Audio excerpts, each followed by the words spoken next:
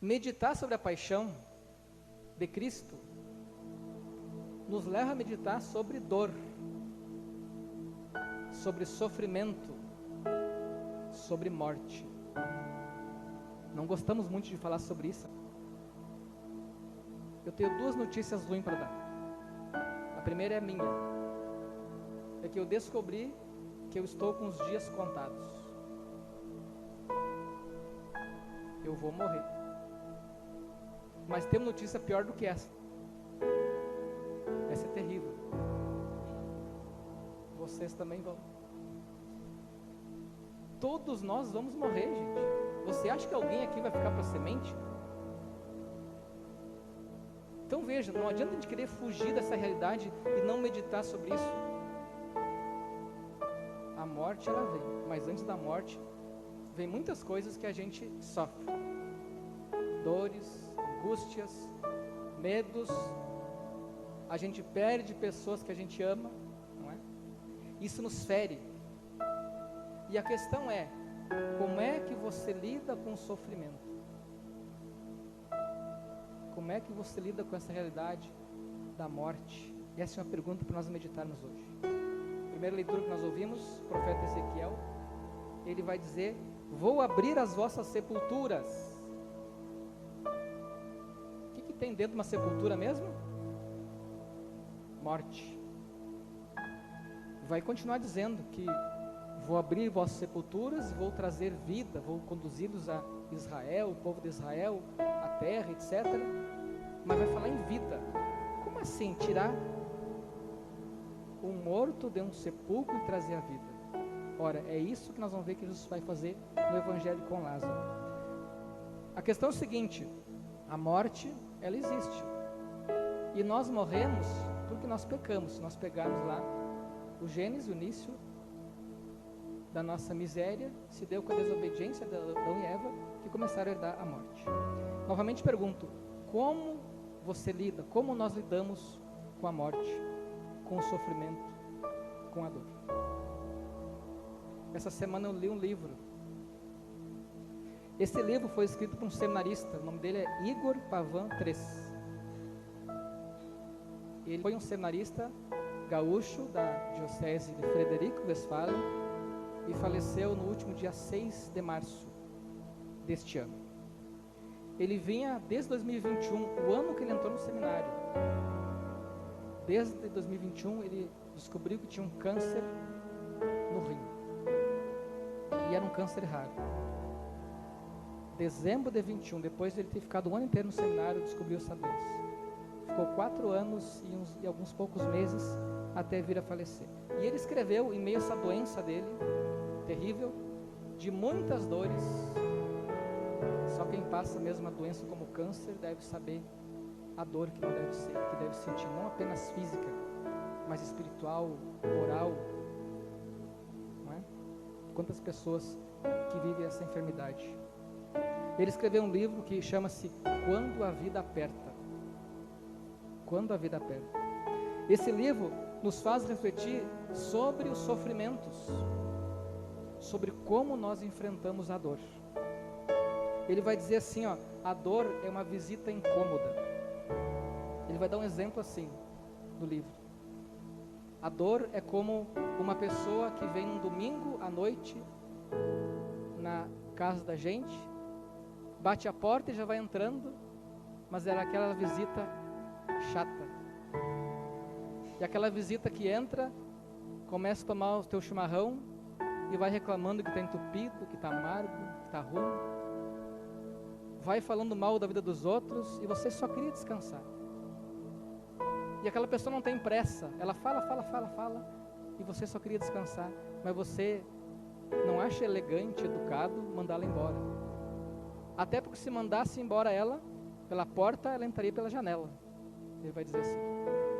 E não adianta também você querer dar a chave da casa para ela morar contigo. Ela não é nem teu amigo íntimo e nem um inimigo declarado. É aquela visita chata de um domingo à noite. Você então, o que faz com ela? Você deve saber como agir. Vamos daqui a pouco voltar à história. Nós vemos aqui no Evangelho uma cena que eu quero fazer um link com a história desse rapaz que ele conta no livro. No Evangelho de São João, Jesus ressuscita Lázaro, mas observe, enquanto Marta diz: Senhor, se estivesse estado aqui, meu irmão não teria morrido. 2 vezes ela fala isso no Evangelho. Se tu tivesse estado aqui, Jesus, meu irmão não teria morrido. Enquanto Marta fala isso, Maria está quietinha, calada. Primeiro vai dizer que ela tinha sentado, depois vai dizer que ela se levantou. Eu imagino que ela tenha se deitado. Não fala nada. Uma se exclama, a outra se fecha.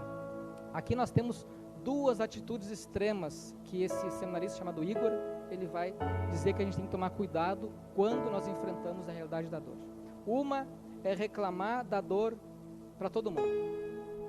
Quando, gente, a gente está sofrendo, seja o que for, e a gente começa a murmurar, a falar: ai, me dói aqui, me dói ali, eu sofro por causa desse, daquilo outro, sabe, não precisa dar muito exemplo, né? A gente começa a abrir demais as nossas dores para todo mundo. O que acontece? A gente vai se isolando. O Igor, ele viu que ele fez isso. A Marta no Evangelho, ela parece que fez isso também, começou a se exclamar para Jesus. Risco da gente se isolar quando a gente começa a murmurar da nossa dor. O outro risco, outro perigo, é a gente se fechar achando que a gente é forte. Então a gente quer esconder a nossa dor. Então eu não falo. A pessoa pergunta: como é que tá? Ah, estou muito bem. Mas por dentro está destruído. Daqui vai vir a depressão, quando a gente se fecha. A gente se fechar, a gente se isola. Se a gente abrir demais e começar a reclamar, ser aquela pessoa chata, a gente também se isola. 2 atitudes extremas que nos isolam. Qual é o caminho? Existe um caminho intermediário, um caminho do meio que nós devemos agir. Ele vai falar várias coisas, mas uma delas que é muito importante, que nós devemos procurar fazer nesse tempo, agora que antecede a Páscoa. E graças a Deus muitos já estão fazendo. A confissão sacramental. A gente entregar diante de Deus o nosso sofrimento, o nosso pecado, nossa miséria. Há uma pessoa que jamais vai contar o nosso pecado e vai até esquecer, porque ele escuta toda hora pecado de todo mundo. E ele não vai lembrar e não vai falar, porque ele até é proibido, o padre. Então a gente fala diante do padre, mas é para Jesus, e a gente recebe o perdão. Tem coisa, gente, que não podemos abrir para todo mundo. Assim como tem coisa que não podemos guardar somente para a gente. Claro, na família, a gente pode fazer isso também. Esposo, esposa, entre irmãos. Mas nenhum dentro de casa tem poder de perdoar pecado. Às vezes é necessário fazer uma terapia para conseguir sair disso. Tem sofrimentos que o Senhor nos livra, nos cura. Como a gente gostaria que o Senhor curasse. Às vezes a gente escuta as pessoas assim: padre, eu rezei para a pessoa ser curada, mas ela morreu. E às vezes perguntam para mim: será que eu pequei? Talvez, não sei. Mas o que tem por detrás disso? Às vezes nós achamos que Deus, que Jesus, tem que fazer tudo por nós. Nos curar, nos livrar de problemas. Deus tem que nos servir. Agora tem sofrimento, gente, que nós temos que aprender a carregar. Nós vamos ter que aprender a conviver com eles. Imagine esse menino, ele vai contando no livro, o Igor, que a cada exame que ele ia fazendo, ele descobria que a coisa era mais grave. Não tinha notícia boa para ele. Ele estava vendo que estava morrendo. Ele escreve o livro como se fosse já um tipo de despedida, mas é muito esperançosa também. Ele está vendo que vai morrer. Então, ele não foi, por uma época até foi, depois ele viu que não era o caminho. Ele não foi por desespero, para reclamar para todo mundo e também nem se fechar. Ele foi buscar um jeito mais saudável de se abrir, porque ele sabia que a situação dele não tinha jeito. Jesus podia não curar ele, como não curou. Ele dizia o Igor também, que a dor é como uma professora de matemática. A maioria das pessoas tem dificuldade com professor de matemática. Tem pessoas que gostam, que amam matemática, mas a maioria tem dificuldade. Aquela professora de matemática exigente, que cobra, que faz decorar, que toma tabuada, que apresenta formas difíceis e é difícil de entrar na cabeça e a gente tem ódio da professora. A dor é assim, é como se fosse. A gente não gostava, ele vai dizer, mas depois de alguns anos notamos que ela nos ensinou. A dor, meus queridos, ela nos ensina. Claro, nem sempre a gente aprende, vamos dizer assim, coisas boas, porque a dor também nos coloca lá embaixo. E se nós não conseguirmos entrar naquele caminho do meio que eu estava falando, não cair nos extremos, a gente pode aprender coisas ruins com a dor, sim, né? A dor é como limão azedo, vai dizer também o Igor, que nem sempre dá para fazer uma limonada. Ele uma hora reflete sobre isso, né? Essa frase, tá doendo? Faz do limão uma limonada, mas nem sempre dá para fazer, mas dá para colher com aquele limão azedo um remédio que cura. O ácido do limão, por exemplo, nem sempre vai ser doce o sofrimento que estamos passando. O segredo, meus irmãos, que esse cenarista vai dizer, é encontrar pequenas alegrias mesmo em meio a terríveis sofrimentos. A gente tem que aprender a colher das tragédias alegria. Rever algumas coisas que não foi bem rico a desgraça nossa. Ele conta uma história assim, que um homem tinha tirado leite, aquele belo tarro de leite, e então ele ia vender aquele leite, era tudo que ele tinha para vender, para fazer um dinheirinho para manter. Mas só que aconteceu o pior. Depois que ele encheu o tarro, terminou o leite, ele trupicou e derrubou todo o leite no chão. Então ele ajoelhado ali se lamentava, espraguejava e dizia aquelas palavras feias. Aí o vizinho que estava passando disse assim, meu vizinho, é melhor perder o leite do que perder a cabeça. E aí ele se deu conta e começou a rir também do que ele tinha feito. Às vezes a gente tem que fazer isso, né? Rir da gente mesmo, dos nossos erros, né? Não ficar só se culpando. Tem gente que fica travado aos seus pecados, ao passado, à vida errada, aquilo não deu certo, ao sofrimento, à doença. Mesmo numa doença terrível, a gente pode ter alegria, ser diferente, né? Às vezes nós não entendemos o sofrimento que nos vem, mas somente depois nós vamos entender. Uma vez também, um homem ia pegar o ônibus e aconteceu lá que ele se atrasou e perdeu o ônibus. E aí então ele começa a xingar a Deus e todo mundo. Até sobrou para o Papa, que não tinha nada a ver com a história, porque perdeu o ônibus. Mas depois ele se deu conta, ficou sabendo que o ônibus tinha sofrido um acidente. Aí ele agradeceu a Deus.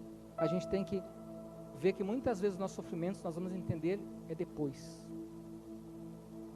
Não veja tanto, por exemplo, meus irmãos, a fé que nós temos. Eu vou falar aqui quase uma heresia, tá? Não veja tanto Jesus como a salvação, que nos livra, já que Jesus é Deus, Ele me livra de tudo. Não veja tanto isso, isso existe, mas não veja tanto isso. Mas veja Jesus como companhia. No teu sofrimento Ele é companhia, porque Ele não vai te livrar de tudo nessa vida. De doença, de incompreensões, de traições, de calúnias. Não tente Deus achando que Ele vai te livrar de tudo isso. Deus é mais companhia do que Salvador, nesse sentido que eu estou falando. Salvador, que vai nos dar o céu, a vida eterna, sim, lógico, Ele é Salvador. Mas que vai nos salvar de todo o sofrimento, isso não. Deus é companhia. Você também é companhia para outra pessoa. Tem gente que se culpa porque deixou de fazer por alguém. Mas quem disse que você tinha poder de fazer tudo por aquela pessoa? Nem Jesus quis carregar tudo de nós. Não é? Então Jesus se revela a Marta: eu sou a ressurreição e a vida. Aquele que crê em mim, ainda que esteja morto, viverá. E todo aquele que vive e crê em mim, jamais morrerá. Voltando ao Evangelho. Ao trazer Lázaro de volta à vida, Jesus aponta para outra vida. Existe uma vida eterna. Então, se nesse mundo tem dor, se nesse mundo tem sofrimento, agradece a Deus e entrega-se no sofrimento, aqueles inevitáveis, não é? Porque existe uma vida eterna depois.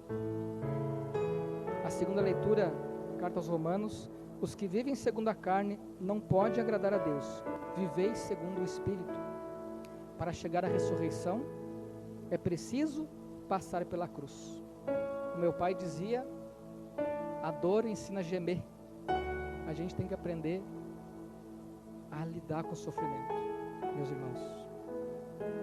Dizia também um santo, São José Maria Escrivá: faz tudo desinteressadamente por puro amor, como se não houvesse prêmio ou castigo, mas fomenta em teu coração a gloriosa esperança do céu. Existe um céu, mas não faz tudo assim, já que eu fiz isso, Deus tem que me dar aquilo, ou já que eu fiz isso para alguém, alguém tem que me retribuir. Não, faz desinteressado, mas a gente crê na ressurreição. Tenha um coração agradecido, pois Deus nos acolhe e nos perdoa sempre que nós estamos abertos a Ele. No Salmo, não no refrão, mas no Salmo dizia: se levardes em conta nossas faltas, quem haverá de subsistir? Se Deus ficasse contando o nosso pecado, quantas vezes caímos em tal coisinha, se Ele fosse um contabilista, Jesus não fica contando o nosso pecado, Ele quer nos perdoar. Deus quer nos perdoar. Então que a gente possa, nesses dias agora, que estão antecedendo a Semana Santa, nos preparar bem para viver intensamente esta grande festa cristã que é a Páscoa da Ressurreição. Louvado seja nosso Senhor Jesus Cristo.